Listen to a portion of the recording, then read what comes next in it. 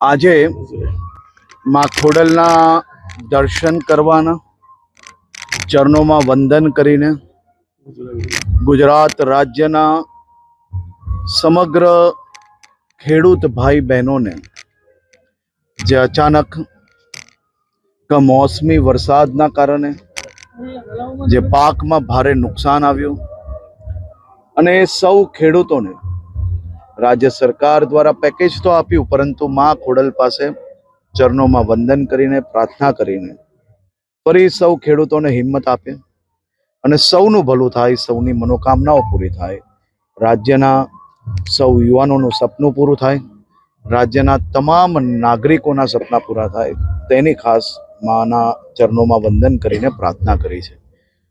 માં ખોડલનું ધામ, જ્યાં રાષ્ટ્ર શક્તિ ને ધર્મ શક્તિ બેઉ એક સાથે, ધર્મ શક્તિના આ ધામમાં રાષ્ટ્ર શક્તિ બી એટલી જ મહત્વની છે.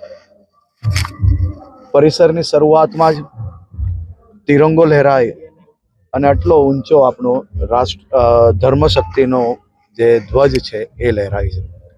રાષ્ટ્ર શક્તિને વંદન કરીને ધર્મ શક્તિના વંદન ખાતે અહીંયા પધારેલો હું સૌ આગેવાનોને, ખાસ કરીને નરેશભાઈ પટેલ અને એમની આખી ટીમને અભિનંદન આપું છું.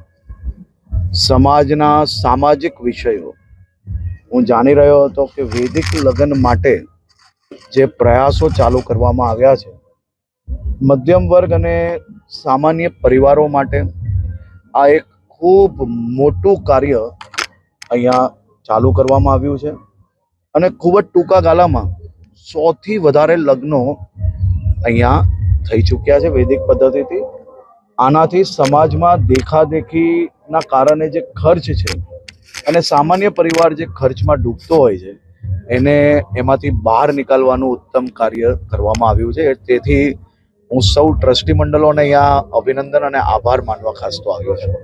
સાહેબ, ખાસ ગુજરાતની એટીએસનું એક મહત્વની કામગીરી રહી છે, આતંકવાદીઓનો મનસૂબો નાકામ કર્યો. હું હમણાં ધર્મના સ્થાન પર ઊભો છું.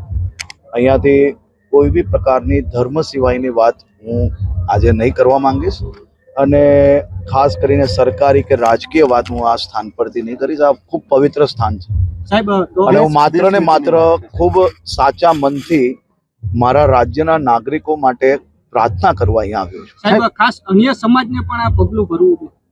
તમામ સમાજોએ અલગ અલગ સામાજિક કામો હાથ ધરવા જ જોઈએ.